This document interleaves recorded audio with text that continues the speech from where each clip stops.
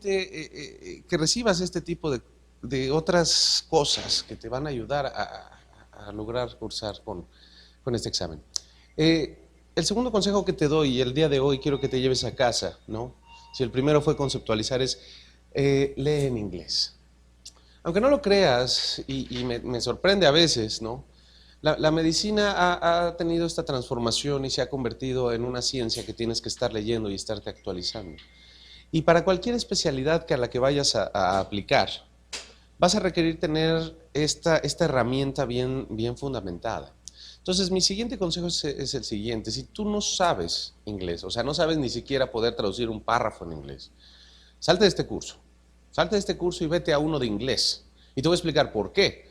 Porque resulta que tú llegas a pasar el ENAR milagrosamente, porque el 30-35% del examen está en inglés. ¿De acuerdo? Vamos a decir, milagrosamente lo lograste cursar. Llegaste a la especialidad que querías. Y resulta que todo lo que te están dando, todo lo que necesitas aprender, todo lo que necesitas, esas herramientas que te van a dar, el conocimiento que tú vas a tener accesible, está en inglés. Entonces, híjole, me pones a mí en una situación en la que si no sabes nada de inglés, no puedes leer un párrafo en inglés, calma, tal vez esto de la especialización debe de esperar hasta que sepas por lo menos leer un párrafo en inglés. Y dos, aquel que ya sabe leer un párrafo en inglés debe de hacérsele costumbre, debe hacérsele práctica. Esto es, cuando tú llegas al ENARM y te ponen un párrafo así de grande y te piensan a hacer preguntas sobre ese párrafo, aquí la cuestión es el tiempo que tienes para hacerlo. Esto es, si tú cuando ves un artículo en inglés, te da miedo, te da cosa, sientes, ay no, es que está en inglés, no, mejor que me lo den en español, yo así lo entiendo. Cambia ese switch, porque todo lo que vas a necesitar ahorita es practicar tu inglés. El inglés en sí no tienes que hablarlo, digo, ya eso ese es el siguiente paso, ¿no? Y te puedo decir que a un servidor todavía, a pesar de haber estado varias estancias en diferentes lugares donde se habla inglés, todavía me cuesta trabajo desenvolverme, ¿no? No es tan fácil si no lo practicas todos los días. Pero lo que es la lectura debería ser exactamente igual que yo te dé un artículo en español que te dé un artículo en inglés. El que yo te dé un libro en español o que yo te dé un libro en inglés para ti debería ser lo mismo. Entonces, si tú quieres desarrollar esta habilidad, no es algo que yo te pueda venir a plasmar en una diapositiva de, bueno, el inglés se lee así. Es como tocar el piano. Nadie te va a enseñar ni te va a dar una clase de cómo tocar el piano. Tienes que tocarlo y tocarlo hasta que te duelan los dedos. Entonces, mi consejo es el siguiente. Si tú eres de estas personas que ya pueden leer inglés, pero se tarda mucho, es una persona que todavía prefiere los artículos en español porque pues, le causa menos conflicto. Entonces quiero que agarres todo tu material de estudio lo agarres en inglés y esto te va a matar dos pájaros. Número uno, el que sigas leyendo medicina, pero número dos, vas a tener la velocidad, la agilidad y el entendimiento que te van a exigir en el 35% del ENARM. Esto es, aunque no lo creas y suene ridículo, el 35% del examen de residencias está hecho de reading comprehension, o sea, que comprendas lo que están leyendo. O sea, la respuesta está aquí arriba. Pero la mayor parte de los médicos asumen que el inglés no es tan importante o medio lo mastican. Y entonces ese porcentaje de tiempo que pierden en tratar de releer y medio entender otra vez, porque no tienen la práctica suficiente, les quita tiempo, les quita respuestas, y esto es una competencia, ¿de acuerdo? Olvídate del switch de quién va a pasar el examen, esto no es el Ceneval, esto no es tu examen profesional. Ahí la idea era pasar y si sales con sobresalientes, si sales como el mejor, si sales como el último de la generación, no importa, todos tenemos el mismo papel al final del día.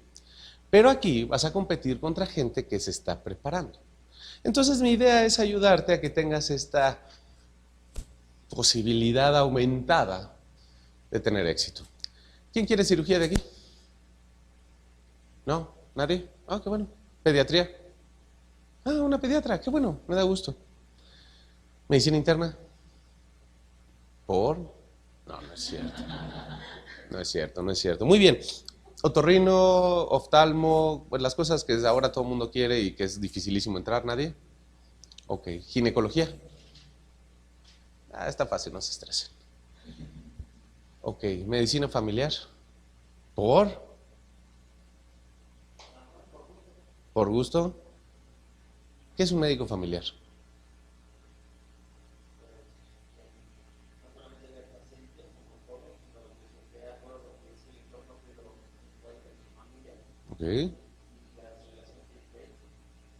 ok. O sea, como un psicólogo. Nunca he entendido bien el concepto, esa es la verdad, ¿eh? O sea, por eso te pregunto, no creas que estoy desacreditando. De hecho, te voy a ser bien franco, uno de mis mejores amigos se fue a Australia con el equipo nacional de voleibol de Brasil, solo por ser médico en deporte. Y todos los de la generación, hay un cirujano cardiovascular, hay un neurocirujano, todos estamos totalmente celosos de ese muchacho. Pero bueno, o sea, en la medicina realmente las ramas están para eso, ¿no? Lo único que quiero que te quede muy claro, y eso es muy importante, es que aquí la competencia va a estar presente, ¿de acuerdo? Entonces no se trata de pasar. Entonces aumenta tus probabilidades y lo que yo haría si estuviera a 6, 8 meses y no sé más que leer despacito el inglés, traducir palabra por palabra, ir redactando en mi cabeza qué es lo que me tratan de decir, es empezar a leer en inglés, ¿va? No te gastes leyendo cosas en español a partir de ahora. El español está muy bien, ya lo dominas, no tienes problemas. Ahora lo que te toca hacer es aprender inglés, ¿de acuerdo? No te voy a dar clases en inglés porque no tiene sentido. La idea es que aprendas conceptos aquí y la idea es que tú apliques en inglés.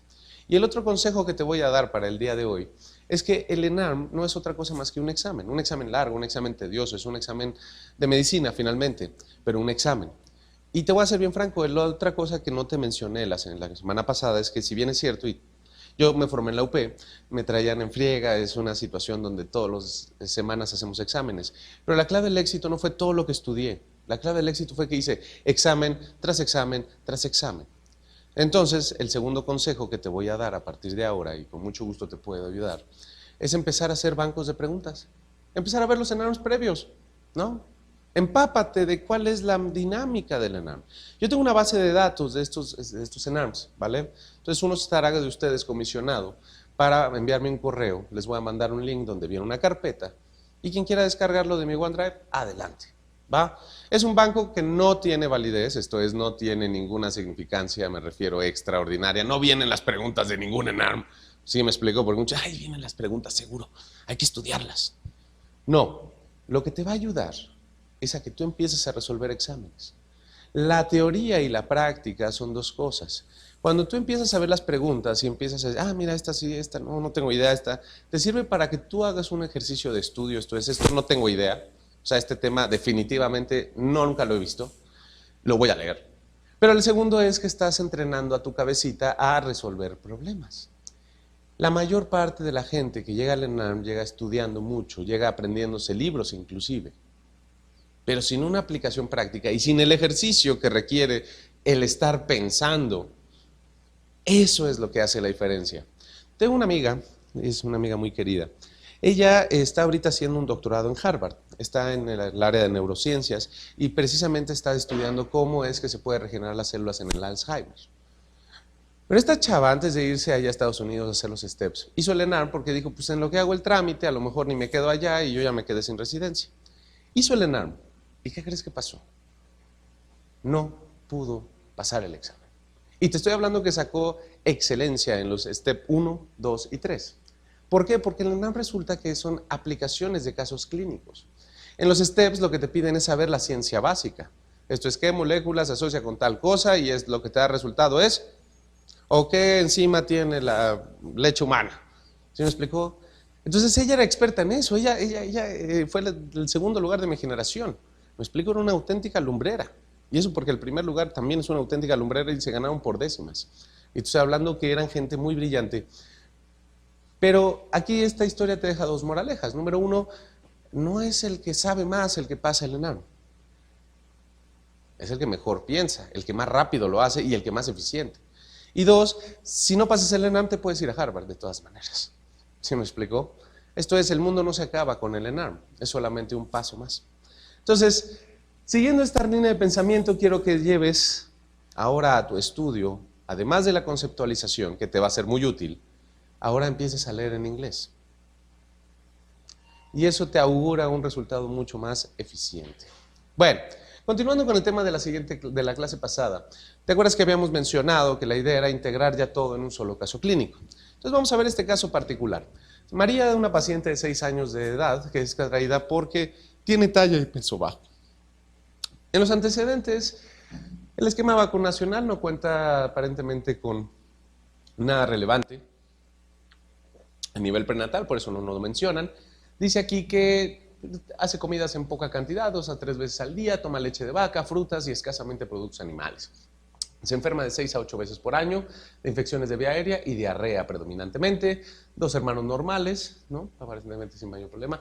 Al interrogatorio, María todavía utiliza el pañal, sin control de esfínteres. La maestra del kinder ha notado que la paciente no puede dibujar un círculo y solo utiliza oraciones de 2 a 3 palabras, siendo cada vez más notorio su retraso en la adquisición del lenguaje.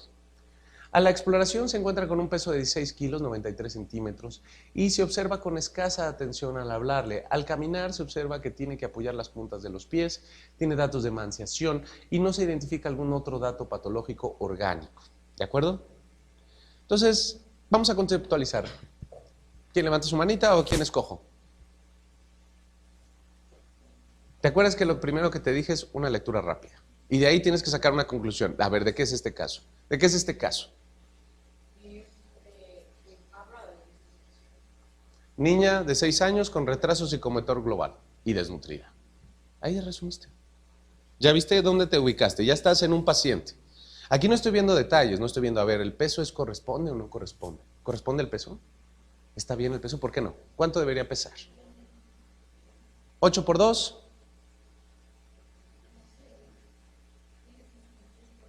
6 por 2, tienes razón. 12 más 8 es 20. Ok, ¿y cuánto debería medir a los 4 años de edad? 100 centímetros. ¿Te acuerdas que te dije a los 4 años se alcanza el metro? Oiga, pero tengo una sobrina que te mide 98, ¿está mal? No, relájate, es un promedio, ¿va? Pero te das idea de que a los 6 mide 93. Ok. Y la otra cosa que llama la atención es que hasta la misma maestra del kinder está notando algo que no va bien. ¿Hasta ahí vamos bien? Ok. Bueno, ¿a qué edad se debe lograr el control de esfínteres anal y urinario para no considerarse patológico? Esto, estamos de acuerdo, viene de la mano de crecimiento y desarrollo. Es una pregunta bastante frecuente entre los padres. Anal y urinario a los 6, anal a los 3 y urinario a los 6, anal y urinario a los 4, anal a los 4 y urinario a los 5. Acuérdense que normalidad significa que es lo más frecuente, ¿vale? No significa que esté bien o mal, está en lo más frecuente. Entonces, ¿cuándo deberían dejar de hacerse popó en la cama? A más tardar a los 4 años. Ahora, la definición de lo que vamos a ver ahorita y por lo que viene a colación es, ¿esta niña ya controla esfínteres? No, ya tiene 6 años y entonces esto la hace que esté fuera del rubro de la normalidad. ¿Hasta ahí vamos bien? Muchos autores apelan que todavía te puedes orinar en la cama hasta los 6 años. Y esto es porque si no la frecuencia de enuresis se vuelve bastante más, pues sí, radical. Entonces, realmente aquí el punto de corte vamos a dejarlo a los 4 años máximo para el control de esfínteres anales y el urinario a los 5 años con pérdidas a lo mejor o a lo mejor alguna que otra todavía eventualidad de enuresis durante entre los 5 y los 6 años. Después de los 6 años nadie se debería de estar haciendo en la cama. ¿Quedó claro el concepto? Magnífico. Entonces, por definición, la enuresis es eso, una micción involuntaria que sucede durante el sueño y con una frecuencia que va de más de 2 veces por semana por un mínimo de 3 meses. Esto es, los niños pueden tener periodos en los que les da por orinarse en la cama 1 o 2 veces al mes en el transcurso entre estos 5 y 7 años. Pero cuando se cumple la definición de enuresis, esto es más de 2 veces a la semana, por más de 3 meses, regularmente se considera una entidad patológica, que puede ser algo bastante transitorio, puede ser algo bastante sencillo de tratar, pero en general hay muchos mitos alrededor de esto. Número 1, la enuresis no es un trastorno psicológico primario, muchos le apelan a esto. Tuve un paciente de 11 años que sus papás se divorciaron y él se hacía en la cama, pues hasta los 12, 13 años llegó conmigo y tenía muchas cosas raras el pequeño, y te estoy hablando del pequeño porque era muy pequeño, que me llamaron la atención. Entonces le hicimos un ultrasonido renal y resultó que lo que tenía eran unas valvas uretrales posteriores incompletas. Y el niño tenía una insuficiencia renal ya caduca, estadio 3, 4. ¿Por qué? Porque una psicóloga lo estuvo tratando de enuresis.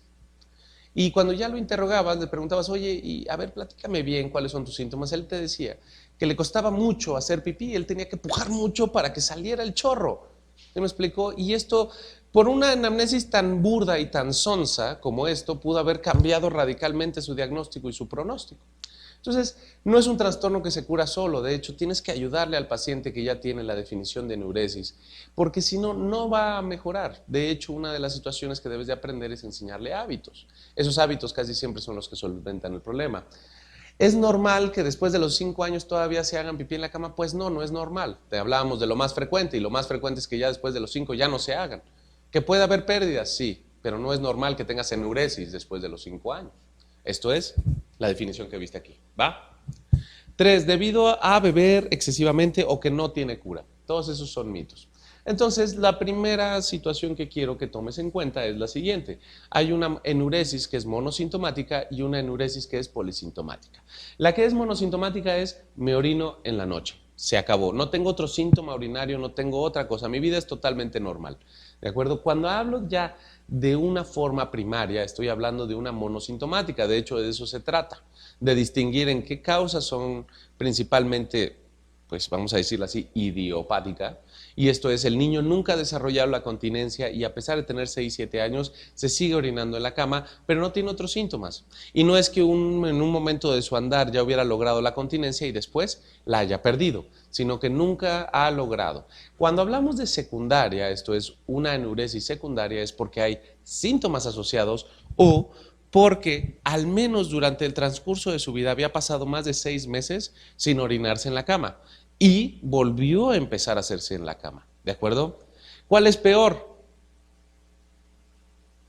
¿La primaria o la secundaria? La secundaria es peor porque habla de que algo iba bien y de pronto ya empezó a ir mal. Y 2, la primaria es la más difícil de tratar porque no hay una causa. Ahorita veremos que hay causas de enuresis y que hay causas que podemos trabajar. Luego, cuando hablamos de polisintomática, estamos hablando de síntomas neurológicos, de síntomas vesicales, que característicamente van a estar asociados además a la enuresis. Entonces, vemos lo que es, por ejemplo, la polaquiuria, que es que tengas más de 7 micciones al día. Tenemos el retencionismo, que es que haga menos de 4 veces al día. Tenemos lo que es la urgencia miccional, que es la necesidad ipso facto de ir a orinar.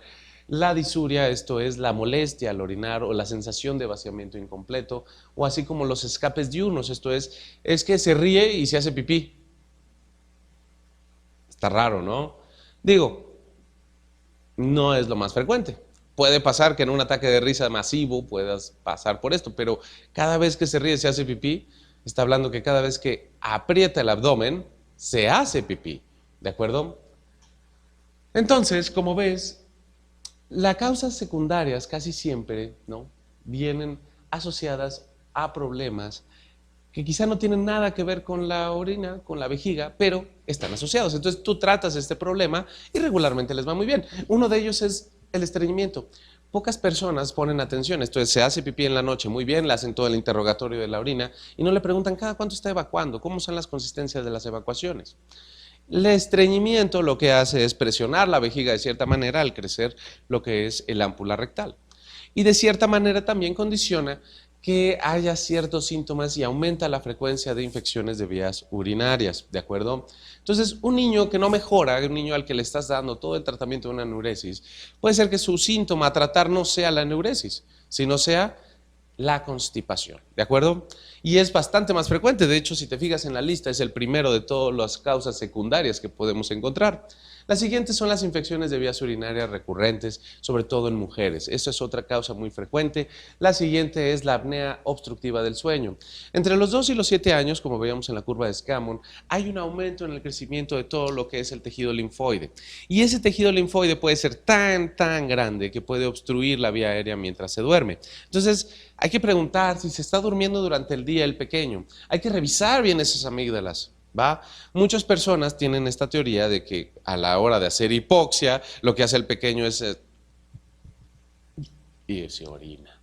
Esos estados de hipoxia se parecen mucho a los estados de muerte. Digo, estados de muerte entre comillas, porque lo que haces es entrar en hipoxia en tu cabeza.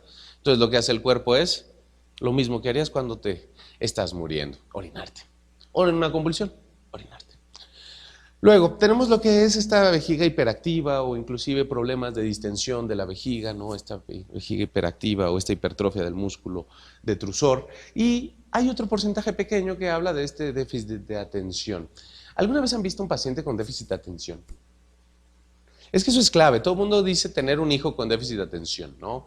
Y lo que pasa es que son niños. Y entonces quieren que el niño esté sentado como un adulto, viendo la tele, todos calmados, ¿no? En lugar de darles disciplina, pues ¿qué les dan?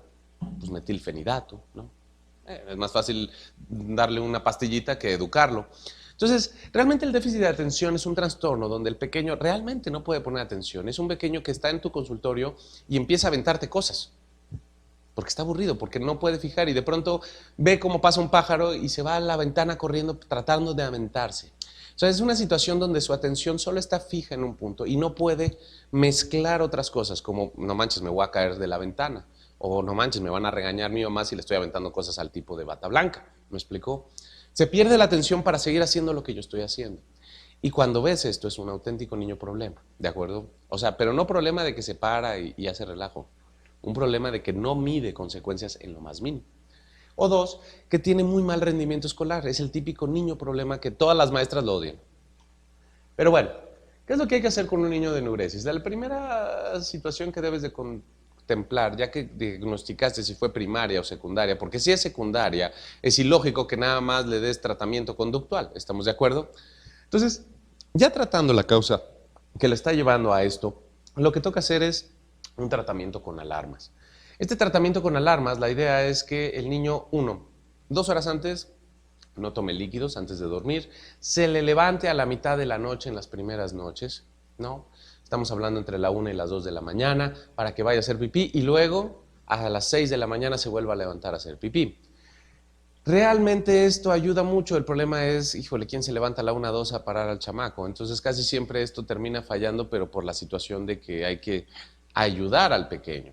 Y conforme van pasando los días y vamos logrando la meta, vamos espaciando, por ejemplo, el horario. Si al principio era a la 1 de la mañana, la siguiente semana lo hacemos a las 2 de la mañana, al siguiente a las 3, de tal suerte que al final de una ronda de varias semanas vamos a acabar haciendo a las 11 y a las 6 de la mañana, que ya es un horario quizá aceptable para el pequeño. Finalmente la idea no es quitarle las horas de sueño, sino más bien que vaya haciendo hábito. Y finalmente, cuando no funciona nada de eso, el tratamiento farmacológico es una buena forma de trabajar. Entonces, realmente la idea no es darte más que un panorama básico de lo que es esto. ¿Y por qué? Porque la enuresis, aunque no lo creas, es bastante más frecuente de lo que te imaginas. No es una causa frecuente de consulta, atención aquí, pero es una causa muy frecuente de que los niños tengan problemas en la escuela, desarrollo sobre todo, y alteraciones sobre todo en la convivencia. Pero no te lo llevan por eso, ¿no? De hecho, el otro día me tocó el caso de una señora que venía de San Luis Potosí, que nadie le podía curar la enuresis a su hijo, ¿no? Pues dije, debe ser una causa secundaria y por eso no mejora. Pero no, el problema es que la señora solo quería un tratamiento farmacológico y creía que con eso iba a mejorar. Entonces le daban la desmopresina. ¿Saben qué es la desmopresina? No te estreses. La arginina vasopresina es una hormona que se llama hormona antidiurética. Esta hormona antidiurética lo que hace es que no orines. Normalmente se produce en el núcleo supraóptico y paraventricular del hipotálamo, se secreta en la neurohipófisis y normalmente está mediada por la osmolaridad que llega a esos osmorreceptores que hay en el hipotálamo. Entonces, entre más aumente la osmolaridad, más arginina vasopresina produzco. Y a nivel de lo que es el riñón, lo que hace es, a nivel del túbulo colector, es reabsorber agua gracias a acuaporinas, ¿de acuerdo? Entonces, estos niños parece ser, pues si el problema es que se orina, pues lo mandas al campamento, le das un disparo nasal de desmopresina en la noche y ya no se orinó. Así de fácil es el tratamiento farmacológico. El problema es que en cuanto tú suspendes la desmopresina, ¿qué crees que pasa? Exacto, no pasa nada. Entonces sigue con el mismo problema. Entonces, esta señora lo que estaba buscando era una solución más sencilla, una solución práctica. Entonces, si no sigues las primeras recomendaciones, difícilmente llegarás, ¿de acuerdo? Esto fue un paseo breve, y digo breve por la enuresis, porque es un síntoma que primero quiero que en el ENARM diagnostiques. Ya tienes un caso, María, ¿te parece que es una enuresis monosintomática o polisintomática? ¿Por qué monosintomática? Entonces sería primaria. Ok. Pero aquí hay un síntoma agregado que no estás viendo. ¿Hay continencia anal? Ese es el síntoma que estabas agregando. Te dije, cuando hay enuresis, no debe haber otro síntoma si es monosintomática. Esta niña tiene otro síntoma, tampoco controla. Y si nos vamos a ser más estrictos, esta niña tiene un tercer síntoma, camino en puntillas. Y si juntas estas tres cosas, ¿qué me da? Pues un problema en el sacro, ¿no? Pérdida de fuerza, no puedo controlar esfínteres, huele a problema de sacro, huele a problema de todos los nervios pélvicos y de las piernas. ¿Estamos de acuerdo? Va que va. Pero eso huele. Eso es todo lo que sabemos. Ahora, al percentilar el peso y la talla, se encuentra que tiene un porcentaje de peso para la talla de 65% y un porcentaje de peso para la edad de 60%, con una circunferencia media de brazo de 108. ¿Eso les dice algo? Claro. El problema aquí es que estamos en una ciudad, bueno, estás en un país donde están los dos extremos. La obesidad infantil en primer lugar y la desnutrición infantil también en primer lugar si te vas a Chiapas, a Guerrero. Entonces, uno de los temas que te van a preguntar, ¿no?, en pediatría, ¿cuál crees que sea? Como médico, y quiero que pienses como médico general. Esa es la clave del éxito. En el ENAM no te van a preguntar, dime por favor no sé, la molécula que está alterada en la linfangiomatosis, que vi antier un caso de esto, una linfangiomatosis crónica. Pues no, quién sabe, a quién le importa. Pero si no sabes que es un niño desnutrido, definitivamente tenemos un problema. Entonces no gastes tus herramientas y tu tiempo en aprender de enfermedades raras. Aprende de las enfermedades frecuentes muy bien, ¿va? Entonces, definitivamente no tengo idea de qué es lo que está pasando aquí, pero me están dando ya unos porcentajes. ¿Será grave? ¿Será leve? ¿Será moderada? ¿Será qué? Ok, siguiente gran regla para el ENARM.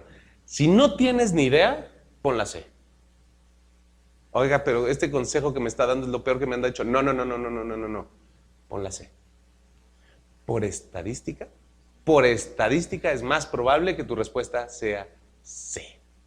Ahora, no quiero que llegues el 99% del ENAM con Cs y me digas, oye, doctor, yo le puse 99% Cs y no pasé. ¿Por qué?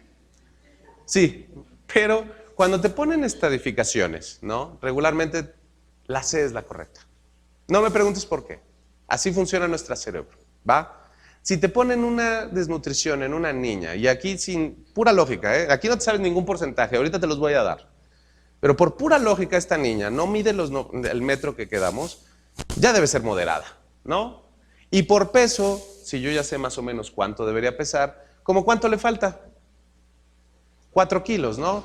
Ahora velo en porcentaje, no lo veas en kilos. Sí, porque si yo te hablo de un prematuro, pues 300 gramos puede hacer la diferencia. ¿Me explico? ¿Qué porcentaje es más o menos lo que le falta? Pues si el 100% es 20 y pesa 16, por lo menos ahí hay un porcentaje perdido de un 20-30% de peso. ¿Estamos de acuerdo? Eso ya no debe ser leve. Si es 10 a 15%, te la compraría como leve. Por lo menos debe ser moderada. ¿Estamos de acuerdo? Entonces, tal vez muchas preguntas como estas, que son importantes que domines, no las vas a poder sacar por conocimiento o por memoria. Entonces, ¿qué hago? Le pongo C. ¿Sí me explicó? O sea, ya sé que por lo menos es moderada, pero no me queda si es grave o muy grave. Yo creo que una muy grave sería una de 12 kilos, ¿no? Pudiera ser. Bueno, aquí quiero que pongas atención a esta gran diapositiva, porque además resume todo lo que puede venir, ¿no?, dentro del ENARM. Lo que es un peso para la edad, acuérdate que tenemos unas gráficas donde podemos poner el peso, podemos poner la edad, y si ese peso para la edad es menor al 60% con respecto a la normalidad, significa que eso es grave, ¿de acuerdo? Si el peso para la talla está disminuido más del 70%, esto es, ahí te va, y es que esto es importante que me lo veas. Estas son las gráficas viejas, de hecho lo que hicieron los estadounidenses fue algo muy fácil, empezaron a poner desviaciones estándar. Si yo tengo menos 2 de desviaciones estándar, ya es leve. Si es menos 3, es moderada. Y si es menos de 3, menos 3, pues ya, se vuelve en grave. Eso es más fácil que estarle poniendo el porcentaje de peso para la edad, ¿no? Pero ahorita lo veremos en gráficas. Obviamente que tenga datos francos, ¿no?, de una emanciación, esto es, que clínicamente se vea desnutrida. Y 2, existe esta famosa... es una pequeña banda que se usa sobre todo en África, es un método diagnóstico de screening donde lo que le miden es precisamente este perímetro del brazo. Y cuando es menos de 110, regularmente está hablando de una desnutrición severa, ¿de acuerdo? Ahora, ¿de dónde salen todos estos porcentajes? Pues muy fácil, resulta que nosotros lo que hicimos fue ponerle porcentaje para hacerlo más difícil, pero los estadounidenses, sobre todo, hicieron las desviaciones estándar. Entonces, cuando tú hablas de el peso para la edad, y esto quiero que lo veamos aquí, para que veas de qué te estoy hablando. En la parte de la desnutrición, lo que te interesa saber es si esto es agudo o crónico. Esa es la primera pregunta que te vas a hacer. ¿Estamos de acuerdo? ¿Por qué? Porque un niño agudo tal vez tenga una situación que le está mermando actualmente su situación, bueno, su capacidad nutricional. Pero en un niño crónico voy a ver estigmas de esa desnutrición. Entonces, lo primero que vamos a hacer es esta famosa gráfica, no sé si alguna vez la has visto, ¿no? Esta famosa gráfica que es de donde sale todo este show. Número 1, la talla para la edad. La talla, y esto vámonos en el rubro cronológico de los sucesos. Número 1, yo me empiezo a desnutrir, entonces lo primero que va a disminuir es mi peso. Al disminuir mi peso por estar gastándome todas estas reservas, lo que sigue es que empiece a mermar mi desarrollo y al final mi crecimiento. En este orden de ideas, si yo fue algo agudo, lo que voy a tener es un peso alterado para mi talla. ¿Estamos de acuerdo? Voy a tener un peso más bajo para la talla que ya tengo. Pero si veo que tengo además de un peso una talla baja, significa que este problema no es de ahorita, sino que se ha ido gestando paulatinamente en el transcurso de estos años. Y esta gráfica lo que nos permite identificar es eso. Si mi talla para la edad está bien, entonces asumo que esto debe ser un problema agudo. Si mi peso para mi talla está mal, significa, por ejemplo, si mi peso es muy bajo para mi talla, significa que también es algo agudo. ¿Estamos de acuerdo? Pero si mi talla para la edad está mal y mi peso para mi talla también está mal, significa que estoy en una muy mala situación. Y ahorita lo veremos. En un primer caso, si la talla para la edad está normal, esto es, está arriba de del percentil adecuado, está entre el 90 y el 100% de lo que debería medir tu paciente, esto es 1 a 2 desviaciones estándar, está normal, ¿de acuerdo? Tanto su talla para la edad como su peso para la talla, tenemos un niño que está en la porcentualidad de la normalidad. Luego, si resulta que lo que tengo es un niño que tiene una talla para la edad normal, ¿no? Pero su peso para su talla está disminuido, entonces lo que tengo es un niño que está desnutrido de ahorita, porque su talla es normal, pero su peso no corresponde con esa talla. ¿Hasta ahí quedamos claros? Muy bien. Luego, puede pasar que el niño ya estaba desnutrido y ahorita se desnutrió más. Sí, los niños con fibrosis quística no creas que la pasan bien. O sea, se desnutren y resulta que les cae una neumonía y ahora están más desnutridos aún. Y entonces lo que vas a ver es una talla para la edad disminuida, ¿estamos de acuerdo? Pero también voy a ver un peso para mi talla disminuido. O sea, además de la talla baja, tengo un peso bajo para mi talla. ¿Hasta ahí vamos bien? Entonces a este le llamaremos desnutrido crónico por la talla baja y le llamaremos agudizado porque también mi peso está bajo para esta talla que yo ya tengo. ¿Hasta ahí vamos bien? ¿Sí? Ok. Y finalmente puede pasar que tanto mi peso como mi talla estén mermados, pero aquí hay dos situaciones. Si yo soy un enanito, ¿no? Vamos a pensar un acrondoplásico en particular, pues voy a tener una talla para la edad baja, ¿estamos de acuerdo? Y además también no gano el mismo peso de la misma manera, lo cual significa que además tengo un peso para la talla bajo, ¿de acuerdo? Entonces, quiero que vayamos viendo esta situación. Y como viste, en esta pregunta de un caso en ARM, pues no nada más te preguntan una cosa, te preguntan varias. Y solo fue una pregunta, ¿me explico? ¿Cuánto? Tal vez no te preguntaron en neuresis. Yo te di toda una clase, mini clase de neuresis, pero lo que te estaban preguntando era algo de crecimiento y desarrollo, que después se desencadenó a algo nutricional. Y en el caso muy particular de la desnutrición, todos los siguientes son signos universales de desnutrición que intencionadamente se deben de buscar en este paciente, excepto, ¿te acuerdas que te dije? Lee bien tu pregunta, léela 2 veces, pierde tu tiempo en leer la pregunta. Hiponatremia, anemia crónica, lesiones dérmicas hiperpigmentadas o esteatorrea. Alguien que diga yo.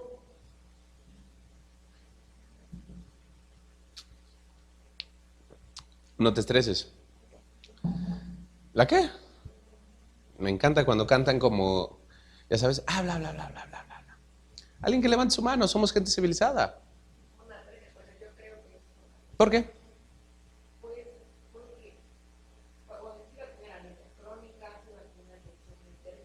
Ujú. Y anemia también, y hiponatremia también.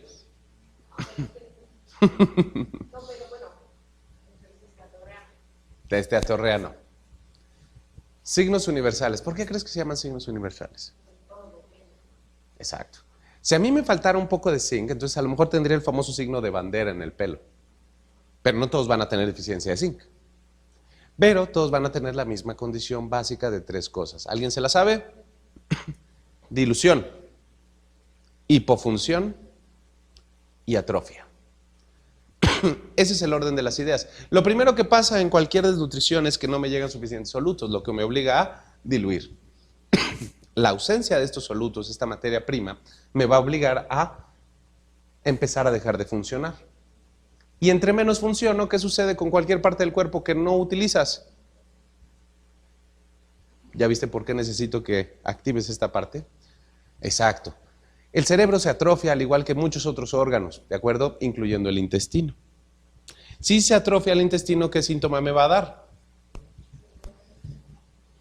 Si se atrofia mi médula ósea, ¿qué síntoma me va a dar? Si te estoy hablando de dilución, entonces, ¿cuál sería quizá un hallazgo que no todos deben de tener? Este tipo de preguntas en el ENAM son de las típicas que tú llegas y es que está bien mal hecho el examen, no puede ser, o sea, es que todas pueden ser. ¿Sí? Todas pueden ser, en serio. Y la clave del éxito no estuvo en que leyeras muchas veces las respuestas, estuvo en que leyeras bien la pregunta. ¿De acuerdo? Y obviamente el famoso excepto que... Cuando veas que no encuentras la respuesta, lee otra vez la pregunta, ¿ok? Porque muchas veces dices que no, todas pueden ser. Hasta que ves el famoso excepto y dices, ¿cuál es la que no es? Ok. Porque tú muy seguro le estabas poniendo a la primera a lo mejor, pensando que ya sabías un signo universal de la desnutrición, ¿de acuerdo? Entonces, ¿cuáles son los signos universales? Es la dilución, la disfunción y la atrofia. Estos signos universales quiero que los repases dentro de tu cabeza como un concepto. Ya entiendes por qué quiero que no te aprendas todos los síntomas, sino los conceptos. Si no entra dentro de este rublo, vamos a pensar entonces en los signos que son circunstanciales y que tienen que ver precisamente con la intensidad de la desnutrición, pero sobre todo con la intensidad de la deficiencia de alguno de estos nutrientes. Las uñas quebradizas, el cabello seco, el famoso signo de bandera, la hipotermia, la queilitis, los trastornos de conducta, las lesiones dérmicas o las manchas dentales, casi siempre están asociadas a ya déficits muy específicos de algún nutriente. Entonces, estos pueden estar o pueden no estar dentro de lo que son los síntomas de la desnutrición. Entonces, como ves, también te exigen que sepas algo de nutrición, ¿va? Entonces, esto que acabamos de ver, no te estreses, lo vamos a repasar en un futuro. La idea de esto era enseñarte un caso tipo ENARM, ¿va? Como de un tema van desglosándose varias cosas que debes de saber. Y nos preguntan, en el caso de María y dada la presencia de incontinencia, marchas con punta, retraso en el desarrollo psicomotor, estamos todos de acuerdo que esta niña tiene esto. ¿Cuál es la conducta más adecuada? Nos ponen, se debe iniciar un tratamiento nutricional complementario con vitaminas y adición de proteína por encima del requerimiento y valorar en 6 semanas su evolución. Se debe de enviar a un centro de segundo nivel de atención y realizar un abordaje complementario para descartar malformaciones a nivel renal, urinario y vertebral. Se debe sospechar de maltrato infantil. Se deben realizar paraclínicos para identificar rasgos de la desnutrición como la albúmina, lactoferrina y perfil de hierro. Creo que la B es la que más brilla, ¿no? ¿Qué debes de hacer con un paciente que no tienes idea qué debes de hacer? Paradójicamente. Refiérelo. Eso es lo que te piden en el ENARM, ¿va? Hay cosas que parecen graves, pero no lo son. Pero hay cosas que mucha gente da, no debe ser tan grave. Dele papillas, dele más papillas, o estas famosas cosas que daban antes, ¿te acuerdas? Como unos suplementos que tú hacías, ¿no? Yo lo hice en el servicio social, no te voy a mentir.